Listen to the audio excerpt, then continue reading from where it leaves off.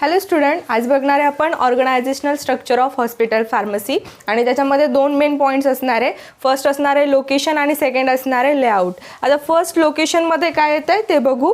The pharmacy should located in the hospital premises so that patient and staff can easily approach it. म्हणजे जे आपलं hospital pharmacy असणार आहे त्याची location कुठं असलं पाहिजे, अशा ठिकाणी असलं पाहिजे की जिथे पेशंट आणि जो स्टाफ आहे तो इझिली तिथे अप्रोच करू शकेल, अशाच ठिकाणी आपलं फार्मसी डिपार्टमेंट असलं पाहिजे. नेक्स्ट आहे the pharmacy of hospital should be preferable located on the ground floor or the first floor.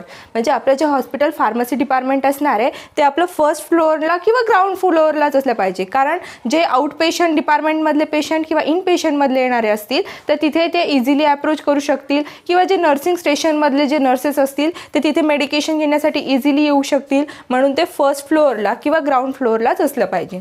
नंतर आहे OPDs म्हणजे काय, out patient department pharmacy gives pleasant appearance, must enough space for sitting of patient who wants the medicine. Okay, मग आता जे out patient department असणार आहे त्याचं फार्मसी डिपार्टमेंट जे आहे ते प्लीझंट असलं पाहिजे आणि तिथे इनफ स्पेस पाहिजे. इनफ स्पेस कशासाठी, जे वेटिंग पेशंट असणार आहेत, मेडिकेशन घेण्यासाठी आलेले पेशंट वेटिंग करतील तिथे त्यांच्यासाठी सिटिंग अरेंजमेंट पण व्यवस्थित पाहिजे. नंतर आहे द IPDs म्हणजे in patient department pharmacy serves to the medicine from the nursing station who receive their material from the pharmacy.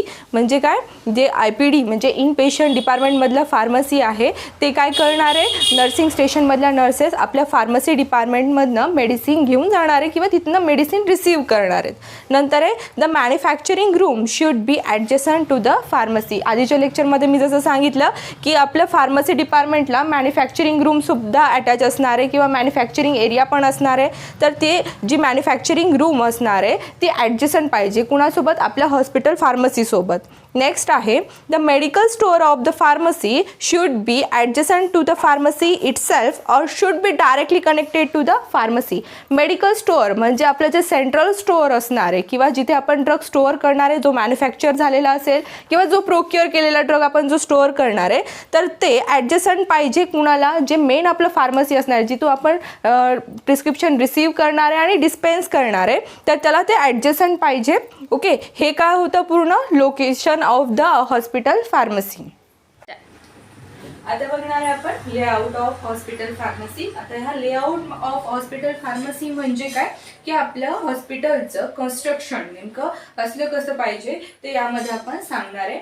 Okay, त्याच्यामध्ये असणारे दोन वेगवेगळे आपण त्याच्यामध्ये डिस्ट्रीब्यूट केले. एक असणार आहे मॅन्युफॅक्चरिंग स्टेशन आणि एक असणार आहे आपलं मेन फार्मसी डिपार्टमेंट. आता मॅन्युफॅक्चरिंग स्टेशनमध्ये आपण ड्रग काय करणार आहे, मॅन्युफॅक्चर करणार आहे.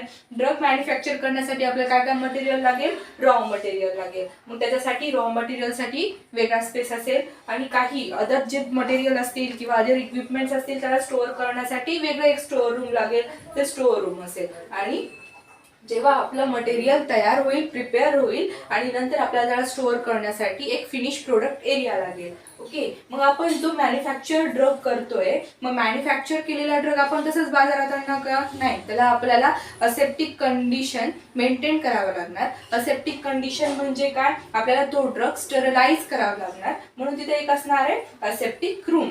ओके, मग तिथे मध्ये एक असणार आहे पॅसेज. म्हणजे काय, आपल्याला मॅन्युफॅक्चरिंग स्टेशन मधनं आपल्या मेन फार्मसी डिपार्टमेंट मध्ये येण्यासाठी मध्ये पॅसेज असणार आहे आणि त्याच्यामध्ये ह्या आपल्या मेन फार्मसी डिपार्टमेंट मध्ये दोन विंडोज असणार आहे. एक असणार आहे रिसिव्हिंग दी प्रिस्क्रिप्शन. रिसिव्हिंग दी प्रिस्क्रिप्शन म्हणजे काय, इथे पण फार्मसिस्ट असणार प्रेझेंट, इथे पण फार्मसिस्ट असणार.